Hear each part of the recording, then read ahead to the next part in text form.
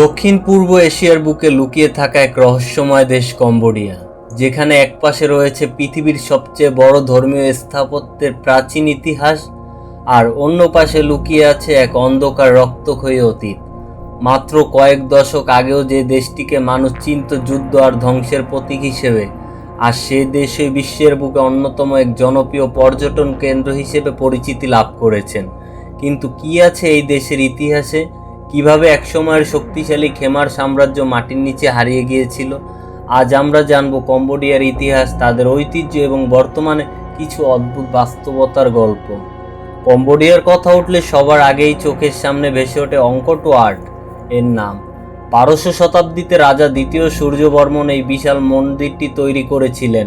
এটি কেবলমাত্র একটি মন্দির নয়, এটি পৃথিবীর বুকে মানুষের তৈরি সবচেয়ে বড় ধর্মীয় স্থাপনা।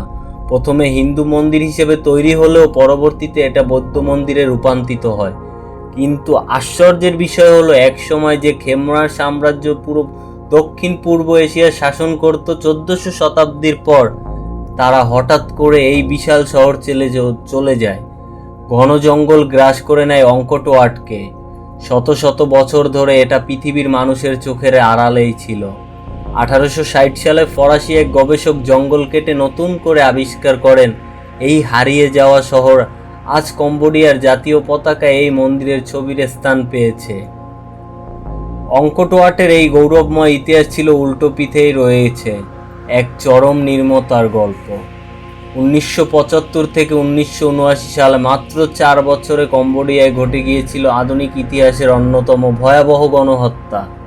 এক স্বৈরশাসক যার নাম ছিল পল পট, তবে তার নেতৃত্বে খেমার রুজ বাহিনী পুরো কম্বোডিয়া দখল করে নেয়। তারা দেশকে এক অদ্ভুত আদিম সাম্যবাদে ফিরিয়ে নিয়ে যেতে চেয়েছিল।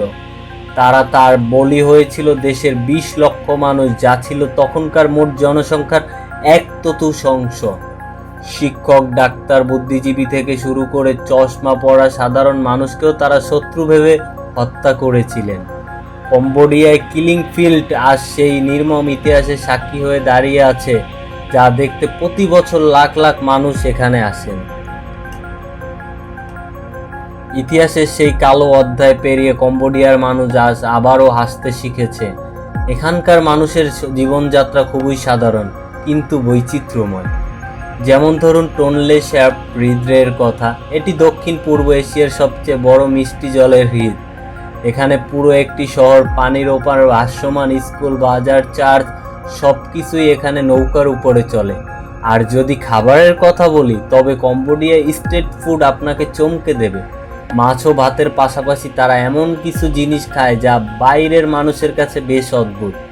মুচমুচে করে ভাজা মাকড়সা, বিচ্ছু, ফড়িং কিংবা ব্যাং ভাজা এখানকার বেশ জনপ্রিয় স্ন্যাক্স। একসময় খেমার রুজের আমলে যখন তীব্র দুর্ভিক্ষ দেখা দিয়েছিল, তখন বাঁচতে গিয়ে মানুষ এসব পোকামাকড় খাওয়া শুরু করে, যা আজ তাদের সংস্কৃতির একটা অংশ হয়ে গেছে। প্রাচীন স্থাপত্যের বিশালতা, বুক কাঁপানোর ইতিহাস, সাধারণত মানুষের সরল জীবনযাপন সব মিলিয়ে কম্বোডিয়া এক অদ্ভুত অভিজ্ঞতার নাম। অতীতে ক্ষত ভুলে এই দেশটি এখন পর্যটকদের জন্য স্বর্গরাজ্য। কম্বোডিয়া এই রহস্যময় রূপ আপনাকে একই সাথে যেন মুগ্ধ করবে, ঠিক তেমনি এর ইতিহাস আপনাকে ভাবিয়ে তুলবে। তো কেমন লাগলো কম্বোডিয়ার এই গল্প? আপনি কি কখনো এই প্রাচীন দেশটিতে ঘুরতে যেতে চান? কমেন্টে আমাদের জানান। ভিডিওটি ভালো লাগলে লাইক এবং শেয়ার করতে ভুলবেন না।